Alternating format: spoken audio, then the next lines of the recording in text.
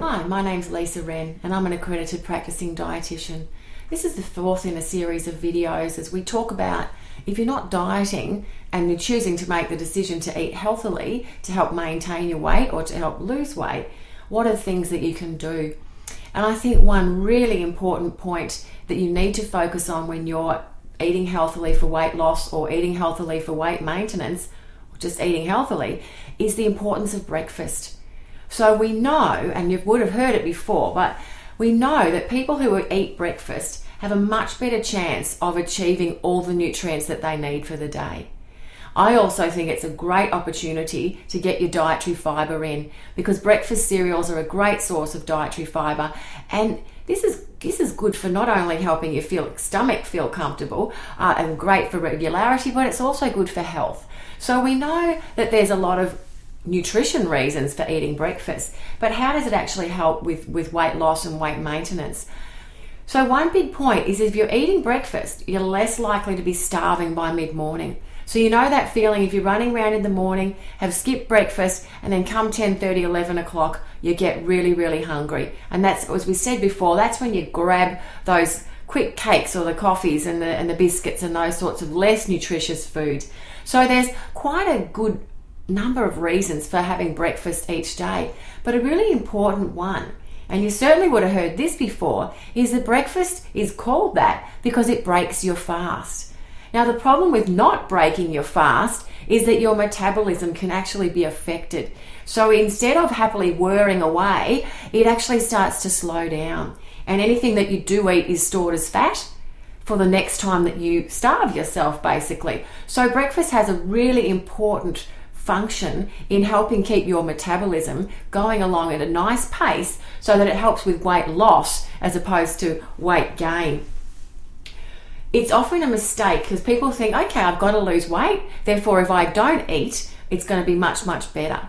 And if people also get concerned, if I eat breakfast, I get hungry. And I think that's actually a great thing. If you're getting hungry and getting in touch with your hunger, and feeding yourself appropriately with useful size snacks and meals, then it really does help keep your system going. But again, if we think about skipping breakfast, and you may have been able to do it through your 20s and your weight was fine, but come your 30s and 40s, all of a sudden the whole idea of skipping breakfast is not working for your body and you're gaining weight, and people often get quite shocked. Hang on, I've done this my whole life and it's been fine, but all of a sudden. So this skipping breakfast does catch up with you. So I think that it's a really important thing if you're looking at eating well, particularly for weight loss, that you start to include a breakfast each day. So what if you're not hungry for breakfast? And that is certainly something that I hear a lot of. And one person I either read or heard once that if you're not hungry for breakfast, you've overeaten the night before. I thought that was an interesting one, but I know for myself that sometimes if I have a slightly lighter meal the night before, I am hungry for breakfast. And other times I'm not hungry for breakfast. So I do think there's something in that. If you're eating later at night, you're less likely to be hungry for breakfast. So that sort of triggers on to looking at your portion sizes, which we'll talk about in a later video. So if you're thinking about breakfast and thinking, okay, well, I've got to eat breakfast, it's best to have within about 1 hour of waking. And again, you've got the ideals of what a great breakfast may be, but what you really need to think about is what could I stomach at that time?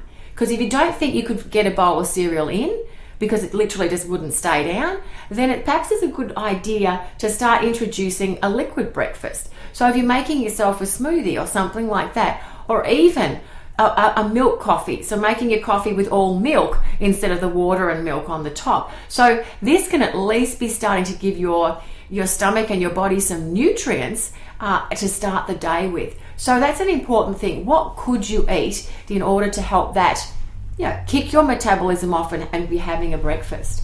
So some examples of a great breakfast are high fiber breakfast cereals. So this is where you get a lot of good dietary fiber in. The other thing is a piece of grainy toast with some baked beans or an egg on the top. These things are also a healthy breakfast. Or yogurt and fruit.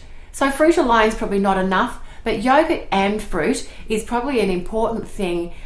Just something that you put together that's quick and easy. Doesn't have to be amazing. So what I would encourage you to do is to start thinking about, what can I eat for breakfast? What's it going to likely to be? What will fit into the routine? Because it really is an important start to the day, not only to break your fast, but to keep you making healthy choices throughout the day, as well as managing your hunger levels. So think about it. What will you eat for breakfast tomorrow? Thanks for listening, and I look forward to talking to you again.